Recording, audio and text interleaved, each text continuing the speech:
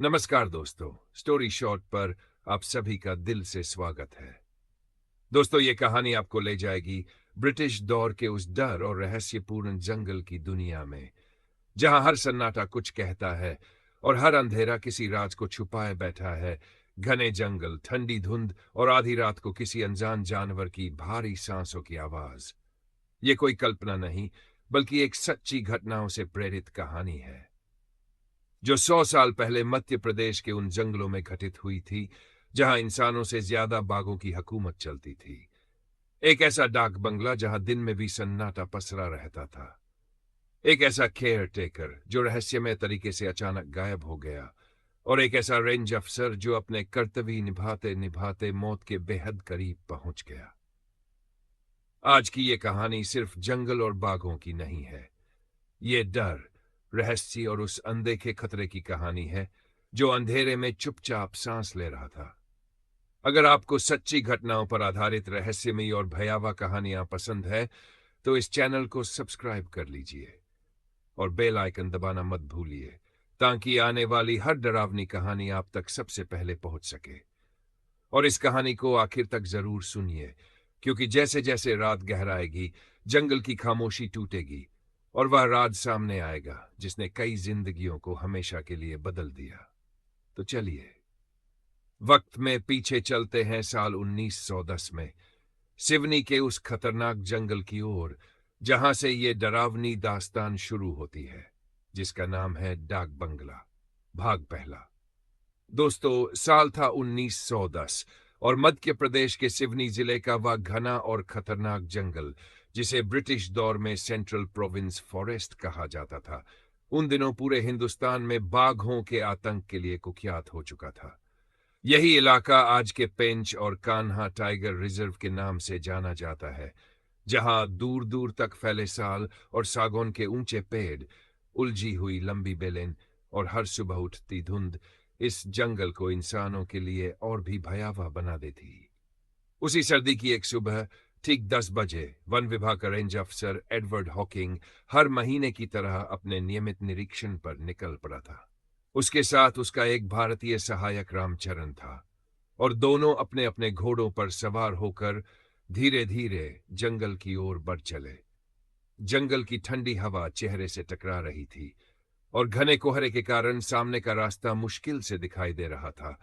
घोड़ों के खुरों की आवाज गीली जमीन पर दबकर रह जाती थी, और चारों ओर ऐसी खामोशी थी, मानो पूरा जंगल सांस रोककर किसी अनहोनी का इंतजार कर रहा हो। कभी कभी धुंध के बीच से किसी हिरण की परछाई भागती दिखती, तो कहीं दूर से किसी बाघ की भारी दहाड़ बहुत धीमे धीमे गूंज उठती। एडवर्ड हॉकिंग अनुभव संपन्न अफसर था और जानता था कि यह इलाका मामूली जंगल नहीं, बल्कि वही क्षेत्र है जहां पिछले कुछ वर्षों में कई गड्ढहारे, चरवाहे और शिकारी बिना कोई निशान छोड़े हमेशा के लिए गायब हो चुके थे। फिर भी सरकारी कर्तव्य के कारण वह हर महीने इन वन चौकियों का निरीक्षण करने निकलता था। उस दिन भी उसका इरादा था कि पहले पेंच नदी के किनारे बनी चौकी देखे, फिर जंगल के भीतर स्थित पुराने डाक बंगले तक पहुंचे, जहां से आगे के इलाके की रिपोर्ट तैयार की जानी थी। लेकिन उसे यह जरा भी अंदाजा नहीं था कि जिस रास्ते पर वह इस वक्त धीरे धीरे बढ़ रहा है, वही रास्ता उसे कुछ ही घंटों में ऐसे रहस्यमय और भयावह सच से रूबरू कराने वाला है, जिसकी दहशत आने वाले कई वर्षों तक उस जंगल और आसपास के गांवों के दिलों में जमी रहने वाली थी। घोड़ों पर सवार धीरे धीरे आगे बढ़ते हुए एडवर्ड हॉकिंग और उसका सहायक लगभग 2 घंटे की कठिन यात्रा के बाद पेंच नदी के किनारे बनी उस पुरानी वन चौकी पर पहुंचे। मोटे सागौन की लकड़ियों से बनी वह छोटी सी चौकी घने जंगल के बीच किसी अकेले प्रहरी की तरह खड़ी थी। छप्पर की छत से टपकती ओस की बूंदें और सामने सूखी पत्तियों से भरा आंगन ये दिखा रहा था कि यहां ज्यादा आवाजाही नहीं होती। चौकी के बाहर एक दुबला पतला वन रक्षक सीधा खड़ा था। उसके कंधे पर पुरानी सरकारी राइफल टंगी हुई थी और आंखें चौकन्नी। उसने दोनों अधिकारियों को सलामी दी और भीतर ले जाकर बैठाया। अंदर एक साधारण सी मेज, मिट्टी का फर्श और दीवार से टंगी लालटेन के सिवा कुछ खास नहीं था। हॉकिंग ने इधर उधर नजर दौड़ाई और पूछा कि इलाके में सब ठीक ठाक है या नहीं। वन रक्षक ने बिना हिचक कहा, हाँ साहब, सब ठीक है। मैं हर रात पूरी चौकी के आसपास पहरा देता हूं। न अवैध लकड़ी कटाई हुई है और न शिकार की कोई खबर। उसे आसपास के किसी आदमी के गायब होने या किसी बड़ी घटना की कोई जानकारी नहीं थी, क्योंकि डाक बंगले के केयर टेकर को गायब हुए अभी मुश्किल से 1 हफ्ता ही हुआ था और उसका गांव तक भी इस बात से पूरी तरह अनजान था। हॉकिंग ने उससे सरकारी रजिस्टर मंगवाया। मोटे कागजों वाला वह रजिस्टर बड़ी सलीके से खोला गया, जिसमें रोज की निगरानी, गश्त और जंगल की हालत का विवरण लिखा था। हर पन्ना शांत और सामान्य था, कहीं किसी खतरे या हलचल का जिक्र नहीं। हॉकिंग ने नीचे अपने दस्तखत किए और रजिस्टर बंद करते हुए एक पल को ठहर गया, जैसे किसी अनजानी बात का बोझ उसके मन पर आ बैठा हो। तभी उसका सहायक धीरे से बोला, साहब, अंधेरा होने से पहले हमें डाक बंगले की ओर निकल जाना चाहिए। सर्दी की वजह से शाम होते ही घना कोहरा उतर आएगा और इस इलाके में जंगली जानवरों का खतरा भी बढ़ जाता है। उसकी बात सुनकर हॉकिंग ने सहमति में सिर हिलाया। स्लैफ बाहर निकलते समय उसने एक बार फिर जंगल की ओर देखा, जहां पेड़ों के बीच धुंध की हल्की परत उतरने लगी थी और दूर कहीं किसी जानवर की अस्पष्ट आवाज गूंज रही थी। फिर दोनों अपने अपने घोड़ों पर सवार हुए और संकरे पगडंडी जैसे रास्ते से डाक बंगले की ओर बढ़ चले। सूरज धीरे धीरे पेड़ों की ऊंची डालियों के पीछे डल रहा था। रोशनी पीली होकर लंबी परछाइयों में बदलती जा रही थी और जैसे जैसे वे आगे बढ़ते गए, जंगल और घना रास्ता और सुनसान और खामोशी और भारी होती चली गई। कहीं कहीं मिट्टी पर ताजे पंजों के निशान उभरे थे, कहीं झाड़ियों के बीच किसी भारी जानवर की हलचल सुनाई देती थी। सहायक बार बार पीछे मुड़कर देखने लगा और उसकी उंगलियां राइफल की पकड़ पर कसती जा रही थीं। अंततः घने पेड़ों के बीच वह पुराना डाक बंगला दिखाई दिया। ऊंचा बरामदा, जर्जर दीवारें और छत पर जमी काई उसे दूर से ही किसी छोड़े हुए किले जैसा बना रही थी। जैसे ही दोनों घोड़े से उतरे, हॉकिंग को सबसे पहले जिस बात ने भीतर तक ठंडा कर दिया वह थी पूरी जगह पर पसरी अजीब सी वीरानी। न चूल्हे का धुआं, न किसी आदमी की आवाज, न दरवाजे पर जलता दिया। दरवाजा आधा खुला हवा में चरमराता हुआ हिल रहा था। अंदर कदम रखते ही सड़ी लकड़ी और बासी धुएं की गंध नाक भर गई। चारपाई पर मोटी धूल जमी थी। मेज पर खुली रजिस्टर वैसी ही पड़ी थी और रसोई में राख पूरी तरह ठंडी हो चुकी थी। साफ लग रहा था कि यहां कई दिनों से कोई आया ही नहीं था। न कोई चरवाहा, न कोई वन कर्मचारी, न कोई मुसाफिर। उस सुनसान डाक बंगले के बीच खड़े होकर पहली बार एडवर्ड हॉकिंग को यह एहसास हुआ कि वह किसी साधारण निरीक्षण पर नहीं, बल्कि एक ऐसे रहस्य के बिल्कुल मुहाने पर आ खड़ा हुआ है, जिसकी परछाइयां इस पूरे जंगल पर धीरे धीरे फैलने वाली थीं। उस डाक बंगले के अंदर पसरी उस भारी खामोशी के बीच खड़े होकर एडवर्ड हॉकिंग ने धीरे से अपने सहायक की ओर देखा और धीमी मगर कठोर आवाज में कहा, यह सब क्या है? यहां का हाल तो ऐसा लग रहा है जैसे कई दिनों से कोई इंसान इस डाक बंगले में आया ही नहीं। और फिर एडवर्ड की नजर खाली कमरे पर जमी धूल और खुले दरवाजे पर टिक गई और उसने केयर टेकर भूरा आवाज लगाई और फिर कहा कि वह भी कहीं दिखाई नहीं दे रहा। तब सहायक रामचरण ने थोड़ी हिचक के साथ कहा, साहब, शायद वह अपने गांव चला गया होगा किसी जरूरी काम से। लेकिन एडवर्ड के चेहरे पर तुरंत असहमति की रेखा उभर आई, क्योंकि एडवर्ड जानता था कि भूरा कई वर्षों से इस बंगले की देखरेख कर रहा था। इतना गैर जिम्मेदार वह कभी नहीं रहा कि बिना बताए, बिना ताला लगाए और बिना किसी इंतजाम के इस तरह दरवाजा खुला छोड़कर चला जाए। उसके मन में पहली बार गहरी चिंता घर कर गई। वह धीरे धीरे हर कोने की जांच करने लगा। रसोई में रखा सूखा राशन ज्यों का त्यों अपनी जगह पड़ा था। लकड़ियों का ढेर भी वैसा ही सलीके से सजा था, जैसे अभी कल ही किसी ने आग जलाने की तैयारी की हो। चारपाई के पास रखे कपड़े अधमुड़े पड़े थे, मानो पहनने वाला अचानक ही उन्हें छोड़कर उठ खड़ा हुआ हो। लेकिन तभी उसकी नजर मिट्टी के उस बड़े घड़े पर पड़ी जिसमें पीने का पानी भरा रहता था। घड़े का मुंह खुला था और भीतर एक बूंद पानी तक नहीं बचा था। ये देखते ही एडवर्ड का चेहरा सख्त से गंभीर में बदल गया।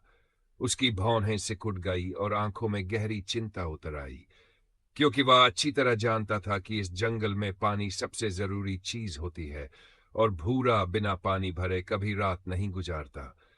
उसी पल उसके भीतर एक अनजाना डर धीरे धीरे रेंगने लगा, ऐसा डर जिसे शब्दों में समझाना मुश्किल था। उसने बिना एक पल गवाए अपने सहायक से कहा, हमें तुरंत डाक बंगले के आसपास चलकर देखना चाहिए। कहीं न कहीं कोई निशान, कोई सुराग जरूर मिलेगा। सहायक ने राइफल संभालते हुए हामी भरी और दोनों बरामदे से उतरकर उस घने जंगल की ओर बढ़ चले, जहां ढलती शाम के साथ कोहरा उतरने लगा था और पेड़ों के बीच फैलती खामोशी अब किसी अदृश्य खतरे की तरह उन्हें चारों ओर से घेरने लगी थी। कुछ देर तक दोनों चुपचाप डाक बंगले के चारों ओर घूमते रहे। एडवर्ड झाड़ियों को हाथ से हटाता हुआ हर छोटे बड़े निशान को बड़ी बारीकी से देखता जा रहा था। कहीं टूटी टहनी, कहीं दबे हुए पत्ते, कहीं जमीन पर उभरी हल्की सी रेखा। लेकिन भूरा की मौजूदगी का कोई भी पक्का सुराग उन्हें नहीं मिला। न पैरों के निशान, न खून का धब्बा, न संघर्ष का कोई चिन्ह। चारों ओर फैली घनी झाड़ियों और उगे कंटीले पौधों के बीच बस सन्नाटा पसरा था। तभी अचानक एडवर्ड के मन में एक विचार बिजली की तरह कौंधा और वह रुककर सहायक से बोला, कहीं ऐसा तो नहीं कि भूरा पानी लेने बंगले के पीछे वाले कुएं की ओर गया हो। यह सोचते ही दोनों उस दिशा में बढ़ चले। कुआं थोड़ी दूरी पर ऊंचे साल के पेड़ों की छाया में बना था। उसके आसपास घास और बेलें इतनी फैल चुकी थीं कि रास्ता मुश्किल से दिखाई देता था। जैसे ही वे पास पहुंचे, एडवर्ड की नजर जमीन पर पड़े मिट्टी के एक टूटे हुए घड़े पर टिक गई। उसका मुंह चकनाचूर था और टुकड़े चारों ओर बिखरे पड़े थे।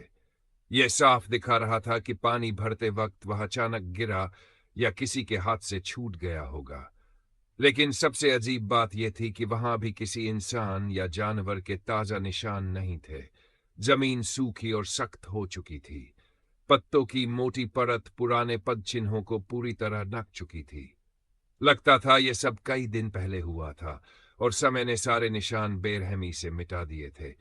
एडवर्ड कुछ देर उसी टूटे घड़े को देखता रहा और उसके मन में एक और ठंडा डर उतर आया। अगर भूरा यहां तक आया था तो फिर वह वापस क्यों नहीं लौटा, और इस घने खामोश जंगल ने उसे अपने भीतर किस तरह निगल लिया होगा। फिर एडवर्ड हॉकिंग ने आसपास की झाड़ियों को और भी बारीकी से टटोल कर देखा। पत्तों को धीरे धीरे हटाते हुए जमीन की हर छोटी सी परत पर नजर गड़ाए रहा। तभी उसकी निगाह कुछ सूखे पत्तों पर पड़ी, जिन पर गहरे भूरे रंग की दो तीन बूंदें जमी हुई थीं। वह खून था जो अब सूख चुका था। उसके पास ही एक छोटी झाड़ी की कई टहनियां टूटी हुई पड़ी थी, जैसे किसी भारी शरीर ने वहां जोर से संघर्ष किया हो। ये दृश्य देखते ही एडवर्ड के मन में पहली बार एक साफ तस्वीर उभर आई कि जब भूरा पानी भरने कुएं के पास पहुंचा होगा, तभी किसी जंगली जानवर ने अचानक उस पर हमला कर दिया होगा और उसे घसीटते हुए घने जंगल के भीतर ले गया होगा। उसने तुरंत अपने सहायक से घोड़े पर टंगी अपनी राइफल लाने को कहा। सहायक फौरन दौड़कर राइफल ले आया।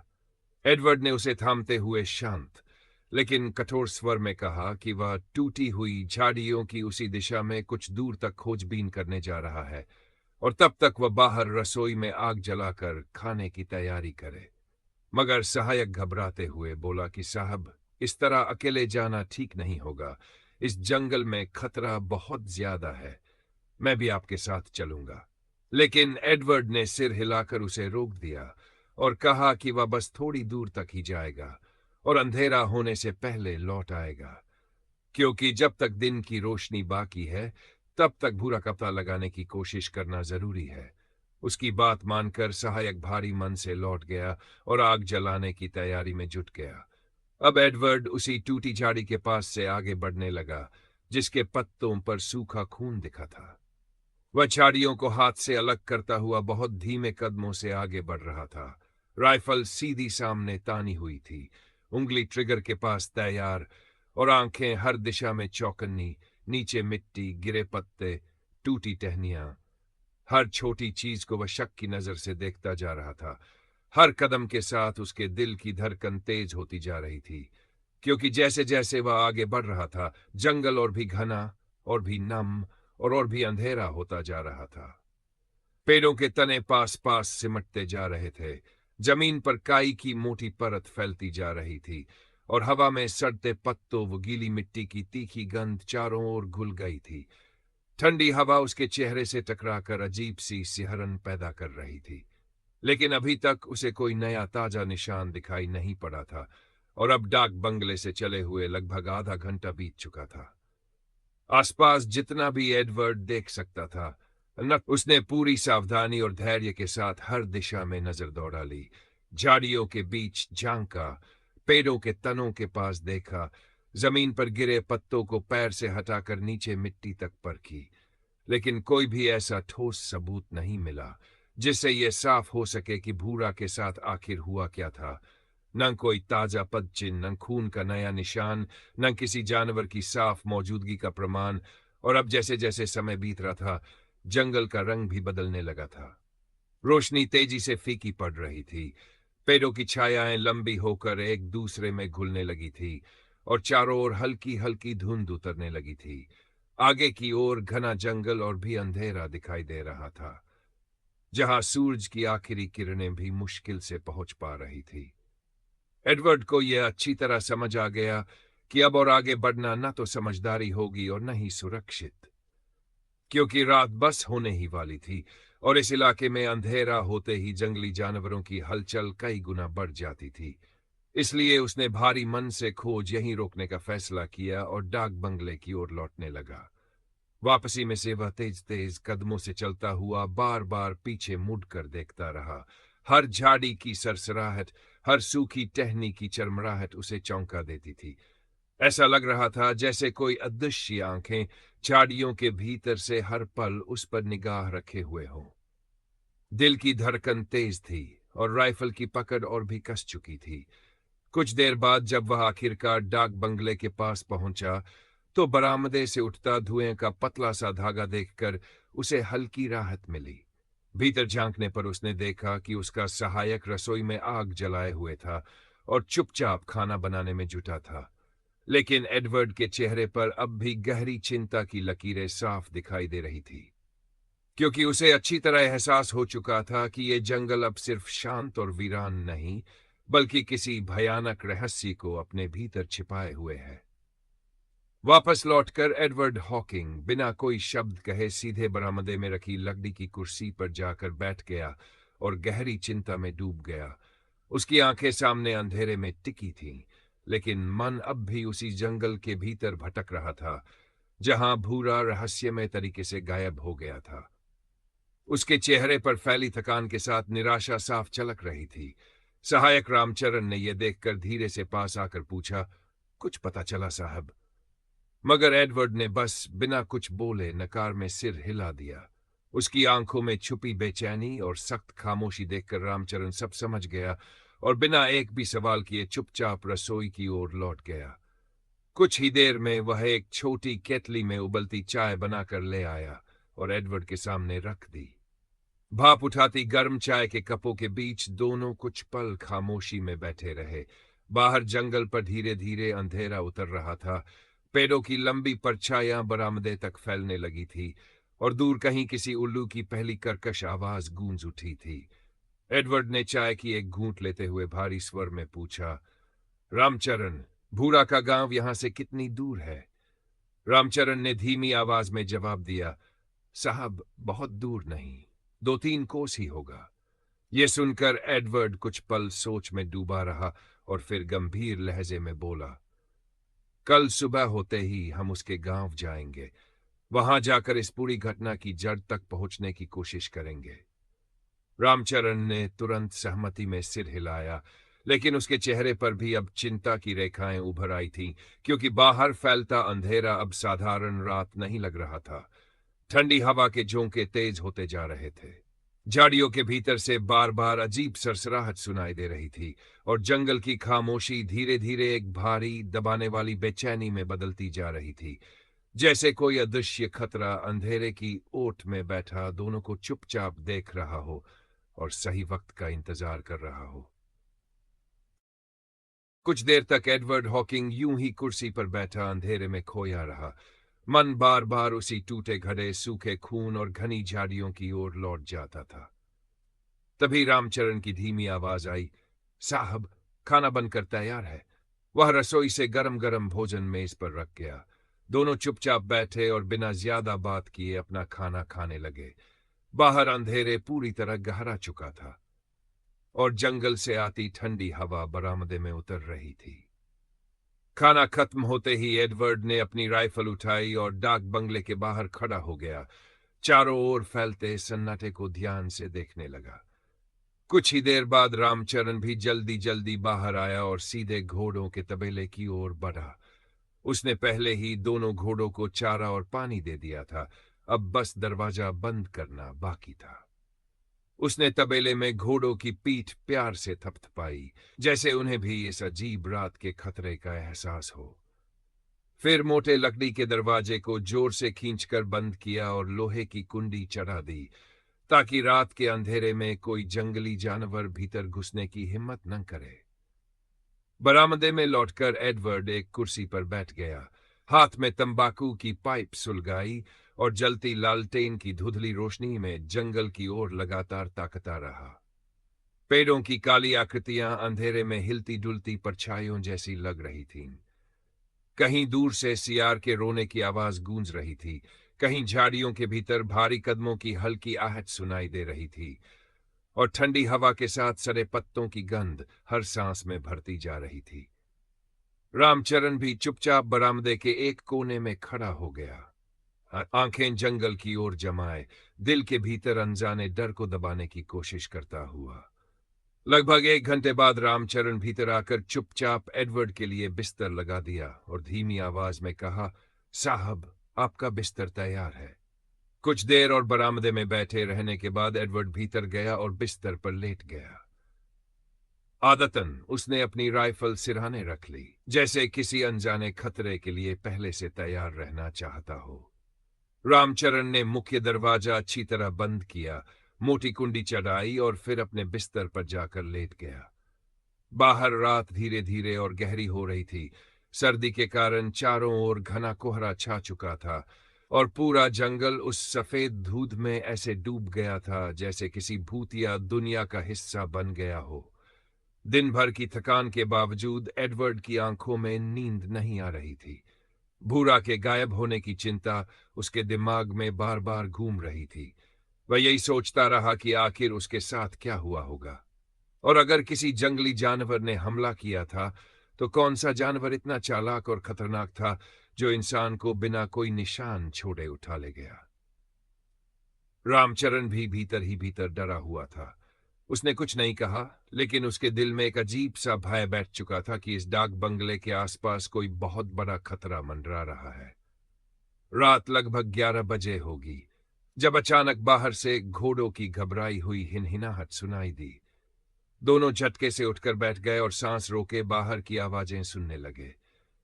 रामचरण फुसफुसाया, साहब, शायद घोड़े किसी चीज से डर गए हैं या उन्हें किसी जानवर की गंध आ गई होगी। लेकिन आप निश्चिंत रहें, मैंने तबेले का दरवाजा बहुत अच्छी तरह बंद किया था। एडवर्ड ने धीमी आवाज में कहा, यह घना जंगल है, कोई जानवर पास से गुजरा होगा जिसकी गंध उन्होंने महसूस कर ली होगी। लेकिन रामचरण का डर भीतर ही भीतर और गहराता जा रहा था। उसे याद आया कि सफाई करते समय भीतर अजीब सी सड़ी बदबू आई थी, जिसे उसने खुला दरवाजा रहने का असर समझकर अनदेखा कर दिया था। अब घोड़ों के डर जाने से उसका दिल और तेज धड़कने लगा। कुछ देर बाद घोड़े फिर शांत हो गए और जंगल पर वही भारी सन्नाटा छा गया। लगभग 1 घंटे तक कुछ नहीं हुआ, लेकिन तभी अचानक एक धीमी गहरी गुर्राहट हवा में तैरती हुई भीतर तक आ पहुंची। एडवर्ड, जो हल्की नींद में था, झटके से बैठ गया। उसके कान पूरी तरह सतर्क हो चुके थे। वह आवाज साफ तौर पर मुख्य दरवाजे की दिशा से आ रही थी। अब उसे तुरंत समझ आ गया कि कोई खूंखार बाघ घोड़ों का शिकार करने की नीयत से यहां तक आ चुका है। शायद पहले ही उनकी गंध सूंघ चुका था, लेकिन अब डर के मारे घोड़े बिल्कुल शांत थे। तभी मुख्य दरवाजे पर किसी नुकीले पंजे के खरोंच की आवाज आई। खर खर, लकड़ी फटकटाने की डरावनी ध्वनि, साथ ही भारी सांसों की गहरी आवाज और बीच बीच में दबी हुई गुर्राहट, जैसे कोई विशाल शरीर दरवाजे के उस पार खड़ा भीतर घुसने की कोशिश कर रहा हो। ये सुनते ही एडवर्ड और रामचरण की रगों में ठंड उतर गई। वे एक दूसरे का चेहरा देखने लगे और कांपती आवाज में रामचरण बोला, साहब, ये तो बाघ है जो दरवाजे पर पंजे मार रहा है, अंदर घुसने की कोशिश कर रहा है। इतनी कड़ाके की ठंड में भी दोनों के चेहरे पसीने से भीग चुके थे। दिल इतनी जोर से धड़क रहा था कि अगली ही धड़कन में वह बाहर निकल आए। और बाहर घने कोहरे में छिपा हुआ खूंखार शिकारी अब उनके दरवाजे के बिल्कुल सामने खड़ा था। दोस्तों, आज की डरावनी दास्तान डाक बंगला के इस भाग को यहीं पर विराम देते हैं। कहानी का बाकी हिस्सा अगली कड़ी में जानेंगे कि भूरा के साथ आखिर क्या हुआ और उस भयंकर बाघ ने क्या किया। अगर आपको यह कहानी रोमांचक और डरावनी लगी तो सब्सक्राइब जरूर करें, इस वीडियो को लाइक करें और कमेंट में बताएं कि आपको यह कहानी कैसी लगी। और याद रखें, जंगल का हर सन्नाटा, हर आवाज किसी रहस्य की ओर इशारा करती है। तो मिलते अगले भाग में, तब तक आप सभी अपना ख्याल रखिए और अपने आप को सुरक्षित रखें। और शुभ रात्रि।